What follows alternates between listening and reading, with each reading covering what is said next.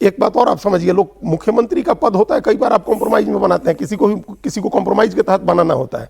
नेता प्रतिपक्ष कॉम्प्रोमाइज में नहीं बनता है। नेता प्रतिपक्ष जिसको आप अपने आइडियोलॉजी के नजदीक माने, अपने संगठन के लिए अच्छा माने, उसको बनाते हैं। तो नेता प्रतिपक्ष बनाए गए थे शुभेंदु अधिकारी, और 5 साल वो लड़ते रहे ममता बनर्जी के साथ, सड़क पर भी, विधानसभा के अंदर भी।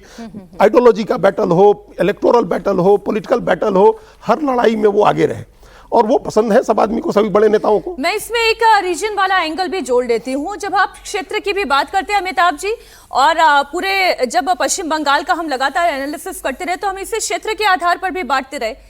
एक तरफ नंदीग्राम में भी उन्होंने चुनाव लड़ा, और एक तरफ भवानीपुर में भी। भवानीपुर हिस्सा हो गया आपके कोलकाता रीजन का, और ये नंदीग्राम से जहां इन्होंने चुनाव लड़ा, दोनों अलग अलग रीजन है।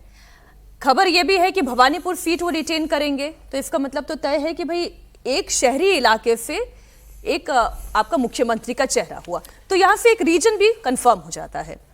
देखिए, एक तो पहले जायंट किलर है, अगर 2 बार उन्होंने सिटिंग चीफ मिनिस्टर को हराया है। पिछली बार भाजपा की सरकार नहीं बनी थी, और इस बार प्रचंड जीत है। तो एलओपी रहे हैं, मिनिस्टर रहे हैं, और वहां पर जिस तरह का माहौल है अभी, एक जो सीएम जो चाहिए वो थोड़ा aggressive CM, street fighter type personality चाहिए, क्योंकि हमने देखा है वहां पर अभी एग्रेसिव और स्ट्रीट फाइटर, क्योंकि वहां पर अभी लॉ एंड ऑर्डर के इश्यूज हैं, हमने देखे हैं।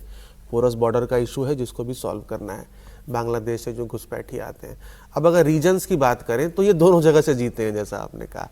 तो अब ये प्रेसिडेंसी एडमिनिस्ट्रेटिव जोन से भी जीते हैं, जहां पर 108 सीटें हैं, और ये मेदिनीपुर से भी जीते हैं, जहां पर 56 सीटें हैं। 164 सीटें 294 में से इन दोनों जोन्स में से आती हैं, तो दोनों ही जोन से हैं। दिलीप घोष जी मेदिनीपुर से हैं, इफ मतलब अगर पूरी बात अगर करें तो रीजन में।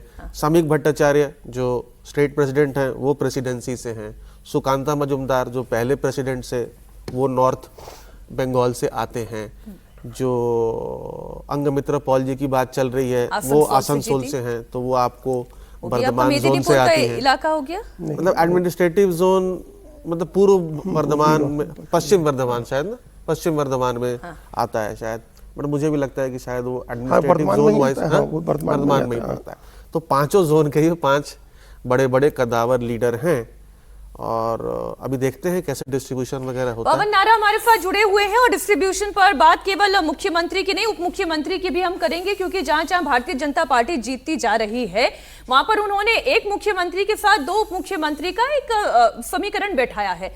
तो इसलिए पश्चिम बंगाल के बारे में भी ये बात चल रही है कि अगर मुख्यमंत्री शुभेंदु अधिकारी नाम तय है, तो फिर उप मुख्यमंत्री के तौर पर वो 2 नाम कौन से होंगे। लेकिन पहले पवन, जरा आज की आप हलचल बता दें, कितने बजे मीटिंग होने जा रही है, वहां पर क्या चर्चाएं चल रही हैं शुभेंदु अधिकारी के बाद, और किन के नामों पर बात हो रही है।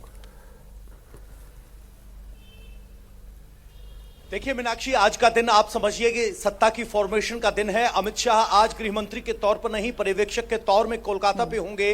12 बजे से वो सीनियर बंगाल लीडर्स के साथ बैठक करेंगे, और लगभग 3 बजे के बाद विधायक दल की बैठक होगी, जिसमें नेता का नाम होगा। शुभेंदु अधिकारी एकदम फ्रंट रनर नजर आ रहे हैं, लेकिन उसके अलावा भी बहुत से ऐसे चेहरे हैं जिन पर निगाहें हैं। हालांकि अगर शुभेंदु अधिकारी नहीं होगा तो वो इतना सरप्राइज होगा कि नाम गैस करना मुश्किल है। अगर मिनिस्ट्रियल बर्थ की आप लंबी चौड़ी चर्चा कर रहे हैं, तो कुछ ऐसे नाम हैं जो हमें कोई कंफ्यूजन नहीं है, किसी पत्रकार को कोई कंफ्यूजन नहीं, किसी एनालिस्ट को कोई कंफ्यूजन नहीं, और किसी एंकर को भी कोई कंफ्यूजन नहीं। नाम तो शुभेंदु अधिकारी ही है, लेकिन जब हम उसके बाद की पूरी कैबिनेट की तस्वीर देखते हैं, तो क्या उसमें दिलीप घोष होंगे, क्या उसमें अग्निमित्रा पॉल होंगी, क्या उसमें कलिता माझी जैसे चेहरे भी होंगे, रत्ना देवनाथ जैसे चेहरे भी होंगे।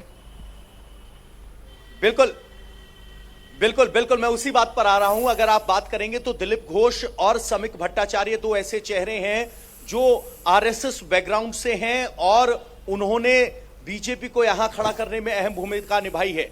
2016 में बीजेपी जब 3 सीटें जीती थी, तो 1 सीट दिलीप घोष ने जीती थी उनमें से। तो कुल मिलाकर रत्ना देवनाथ जो आरजीकर की बेटी थी, उसकी मां है, उनको कैबिनेट मंत्रिमंडल में जगह मिल सकती है, इस बात की जानकारी हमें मिली है। इसके अलावा यहाँ उत्तरपाड़ा से एनएसजी, एक्स एनएसजी कमांडो हैं, उनकी एक भूमिका हो सकती है। मानिक तल्ला से एक विधायक हैं, उनकी एक भूमिका है। अग्निमित्रा पॉल को डिप्टी सीएम के तौर पर यहां हमें सुगबुगाहट सुनाई दे रही है। हालांकि ये सब आकलन है यहां की सुगबुगाहट के आधार पर, लेकिन आज शाम तक किस तरह का स्ट्रक्चर होगा, एक सीएम 2 डिप्टी सीएम, इस बात की जानकारी हमें मिल रही है और वो पूरा स्ट्रक्चर यहां आज शाम तक क्लियर हो जाएगा। आप लगातार लेकिन नजर कुछ बनाए बड़े रखें और चेहरे दोपहर 3 बजे का वक्त तो बहुत ही महत्वपूर्ण होने जा रहा है जब ये पूरी बैठक शुरू होगी।